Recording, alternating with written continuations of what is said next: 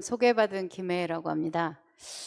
앞에 발표를 듣다 보니까 제 순서가 조금 뒤로 갔었어야 내용 흐름상 맞지 않나 싶은 생각은 들었습니다. 왜냐하면 제가 주로 발표할 게 정책 관련한 부분들인데 지금 이제 기술, 학계, 기업 이쪽 얘기를 하고 좀 뒤에 가는 게 좀 순서상 맞지 않나 싶은데 일단 감안하고 그렇게 들어주시면 좋겠습니다.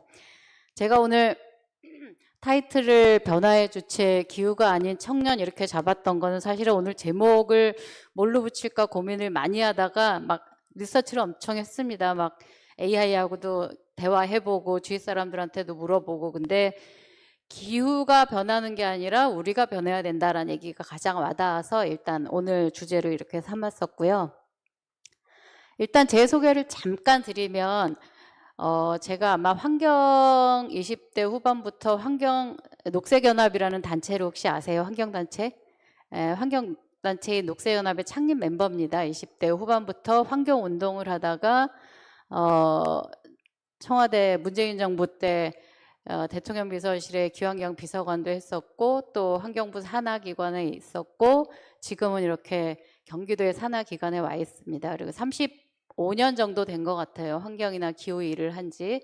그런데도 아직 굉장히 어렵고 여전히 고민이 많습니다. 35년이 지났는데도. 그래서 여전히 이 자리에서 이렇게 여러분들과 함께 고민을 하고 있는 것 같습니다.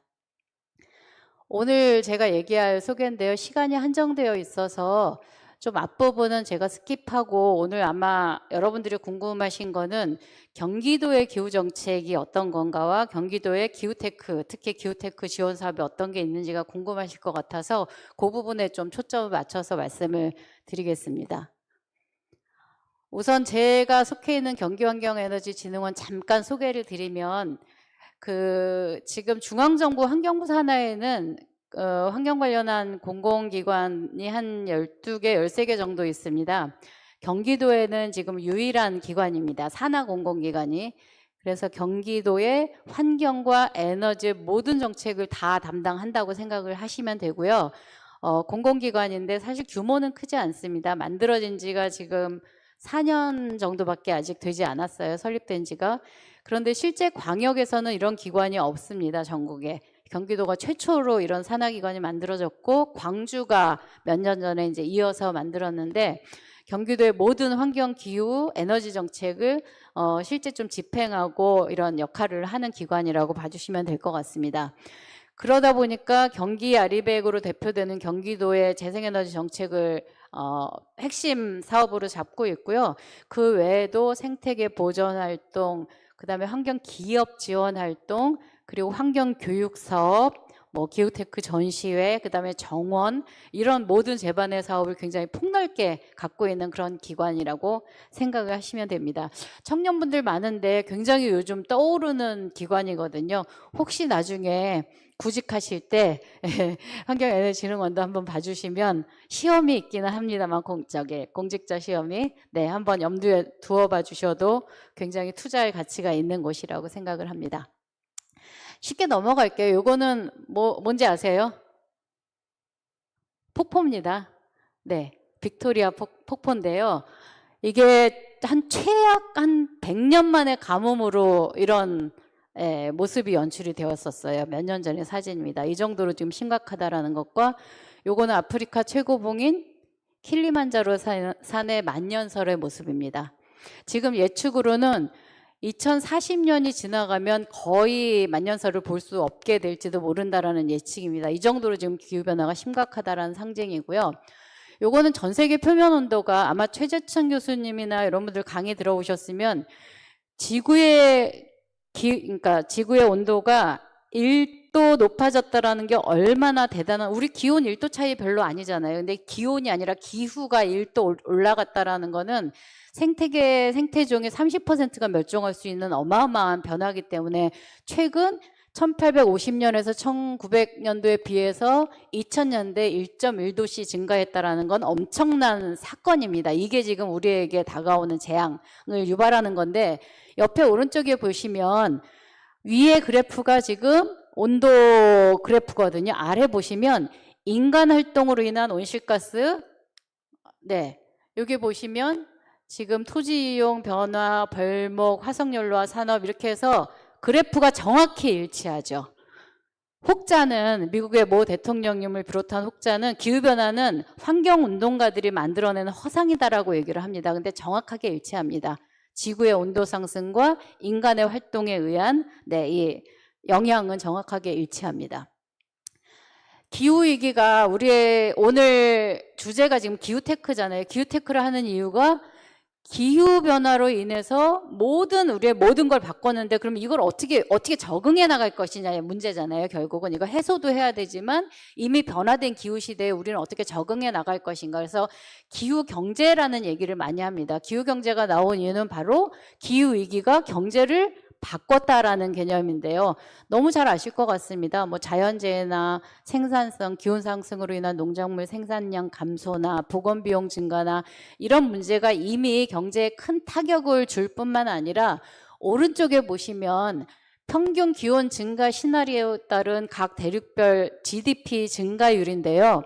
제가 심각하게 보고 있는 건 맨 위에 보시면 전 세계 평균 지금 아마 2도씨 산업화 혁명 이전에 2도씨가 올라가면 심각하다라고 얘기를 하는데 2도씨가 올라간다는 건 기정사실화되어 있습니다. 과학자들에 의하면.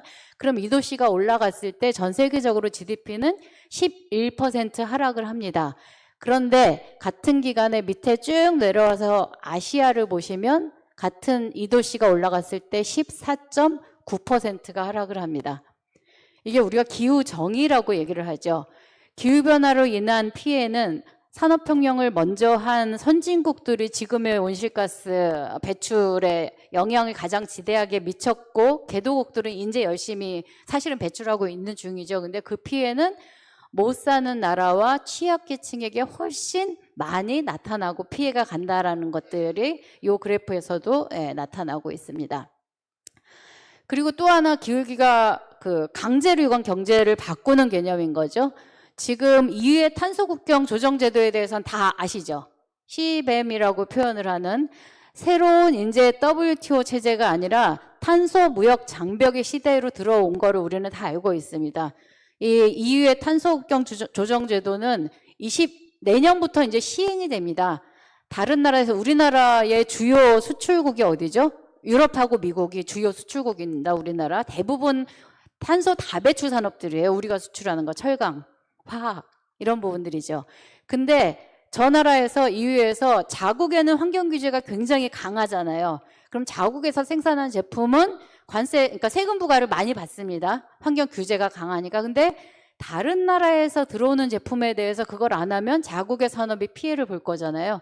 그래서 다른 나라에서 수입하는 제품들도 생산 과정 전 과정에 거쳐서 탄소를 얼만큼 배출했는지 보고 그거를 인증서를 내라.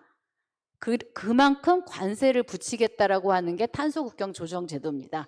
이렇게 되면 예를 들면 뭐 석탄을 떼서 그 에너지로 뭔가 물건 생산을 했다고 하면 어마어마한 실질적인 관세 같은 탄소세를 부담을 하게 되는 거고요. EU에만 있는 게 아니라 프랑스에는 녹색 산업법이라는 게 있습니다.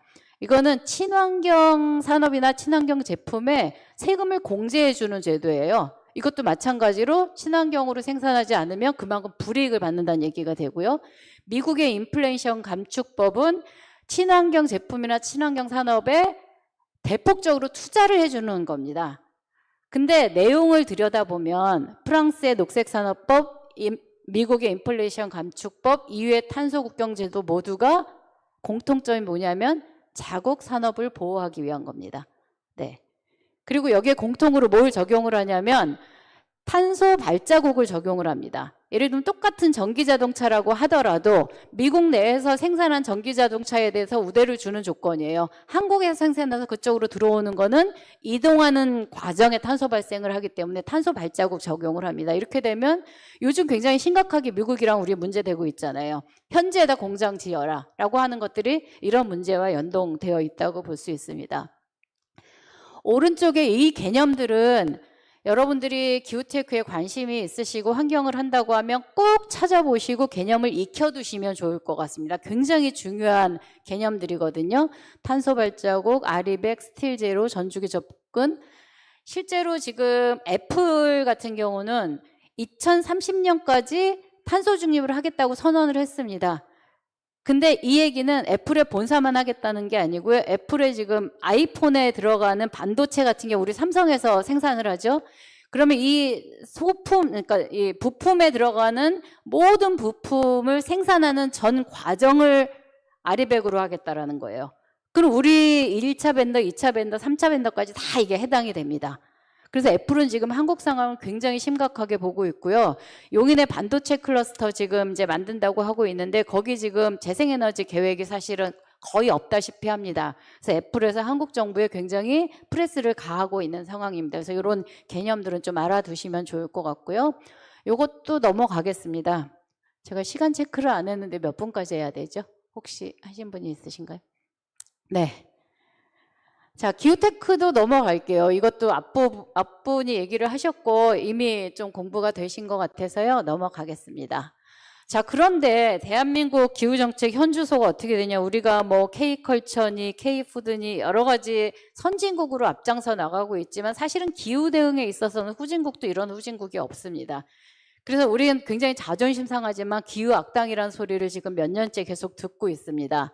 기후변화 대응 순위라는 게 있습니다. CCPI라는 곳에서 발표하는 건데요.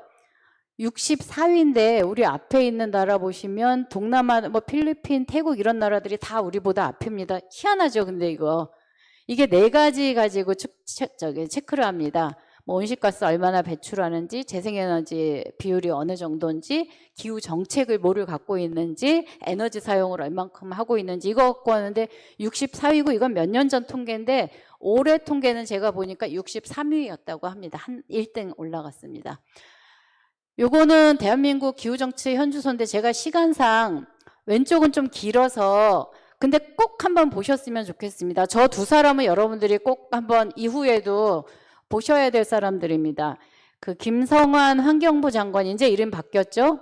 기후 에너지 환경부로 이제 바뀝니다. 국회에서 처리를 하면 김성환 환경부 장관은 아시는 분 아시겠지만 노원구청장을 하셨던 분이에요. 그래서 노원구가 서울시에서도 기후정책에 가장 앞장서고 기초단위에서 엄청 많은 실험을 했던 분이 국회의원이 돼서 재생에너지 정책이나 이쪽 산업이나 환경에 대해서 계속 지금까지 열심히 노력하셨던 분이라서 누구보다 잘 알고 있는 전문가입니다. 그 다음에 저 여자분 이소영 의원은 사실 요즘은 주식 문제로 핫했죠. 예, 정부의 주식 문제로 영웅이 된 분인데 이분은 원래 김앤장 변호사 출신이에요. 처음에 저분이 환경운동을 시작했는데 석탄 발전 때문에 시작했습니다. 석탄 발전 때문에 이 기후변화 못 막겠다 시작해갖고 김앤장 변호사로 있던 분이 갑자기 환경운동을 하다가 뛰어나와서 시민운동을 하다가 국회의원 되셨는데 누구보다 사실은 기후에 진심이 이 두 분이 국회 예결특위에서 주고받은 말이 있습니다. 굉장히 인상적입니다. 그래서 여러분들이 나중에 요거는 꼭 한번 유튜브에 찾아서 보시면 좋을 것 같고요. 오른쪽에는 우리가 너무 잘 알고 있는 문영배 전 헌법재판소장 권한대행이신데요. 요거는 쇼츠라서 짧으니까 잠깐만 보여주시면 좋겠습니다. 모든 나라에서 기후 위기 그 감축의 속도를 뒤로 밀어요. 그러니까 이 정부 하에서는 이렇게 가고 다음 정부에서 올리려고 하는 거예요. 그러면 당연히 청년 세대가 손해 보는 거예요. 그러니까 자원을 기성세대가 다 써버리고 청년 세대에게는 쓸 수 없게 만드는 거예요. 그러므로 우리 생각에는 목표치를 법에 정해라 이거예요. 지금 법은 어떻게 되어 있냐면 2050년에 탄소 중립을 달성한다. 그러니까 배출과 흡수가 0이 된다 이거예요. 그런데 2030년은 정해져 있지만 30년에서 50년 사이는 아무도 정해지지 않아요. 그러면 2031년에 정부는 어떻게 하냐? 다 2036년을 밀어버려요. 그리고 36년 정부는 41년 정부를 밀어버린단 말이에요. 자, 이 얘기가 나온 배경이 뭐냐면 혹시 청소년 기후소송이라고 들어보셨나요? 아시아 최초로 우리나라에서 청소년 기후소송이 승소를 했습니다. 예. 이게 어떤 내용이냐면 지금 2031년이라 우리가 2030년 NDC 목표는 정해져 있습니다. 40% 줄이는 거 정해져 있는데 31년에서 50년까지 그러면 몇 프로를 몇 년 줄일 거냐라는 세부 계획이 없기 때문에 정부가 수립한 탄소 중립 감축 기본 계획은 위헌이다라고 판결을 했어요. 아무도 이거를 소송을 제기한 청소년들도 헌법재판소에서 위헌이라고 판결 나올 거 예측을 못해서 다 울고 그랬거든요. 아시아 최초 소송이었습니다. 문영배 재판관께서 어느 자리에 나와서 본인이 헌법재판관 하면서 가장 기억에 남는 소송이 뭐냐고 물었더니 청소년 기후소송을 얘기를 하셨어요. 굉장히 진지하게 그걸 얘기했고, 이거는 다른 나라의 법원에서도 이만큼 기후 문제에 대해서 진지하게 사실은 숙고한 사례는 없었다는 생각이 들어서 이거 잠깐 같이 공유했고요. 자, 그럼 경기도 정책을 좀 말씀을 드릴게요. 단언코 경기도는 기후 문제에 대해서 도지사를 비롯해서 도 전체가 진심인 광역지자체라고 자부할 수 있을 것 같습니다. 그래서 재작년에 그 경기도 계획을 세우면서 30년까지 신재생에너지 발전비 중 30% 달성하겠다는 목표 아래 4개 분야의 목표를 설정을 했습니다. 공공아리백, 기업아리백, 도민아리백, 산업아리백. 여기에 나오는 4개 분야의 모든 거를 지금 다 정책적으로 실행을 하고 있는 부분인데요.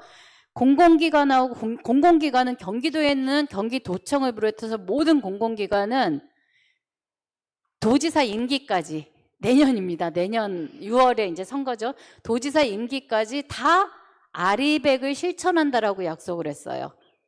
저희 경기환경에너지진흥원도 저희가 300kW를 쓰면 300kW를 생산을 해야 됩니다. 아리백으로. 다만 우리 건물이 임차일 수도 있잖아요. 우리 건물에는 못하더라도 그럼 다른 공유부지라도 찾아서 니네가 쓰는 전기는 재생에너지로 생산해. 이건 공공아리백이고요. 지금 실제 거의 80% 이상 달성을 했고 경기도청 비롯해서 올해 말에 아마 100% 거의 달성될 걸로 예측하고 있습니다.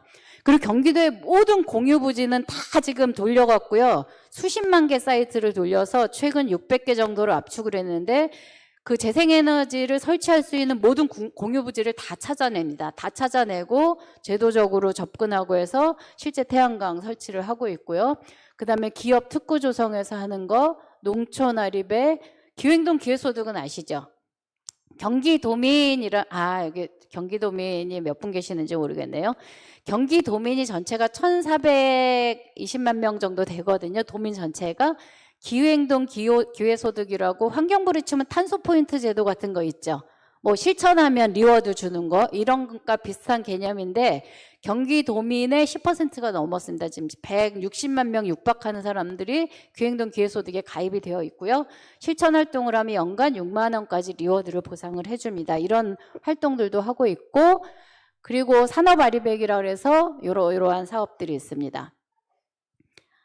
자, 그리고 여기 3개가 굉장히 좀 여러분들이 그 기후테크 하시는 분들이라면 유의 깊게 보셔야 될 게 3대 기후 핵심 정책이 있습니다. 기후보험, 그리고 기후위성, 기후플랫폼 3개인데요.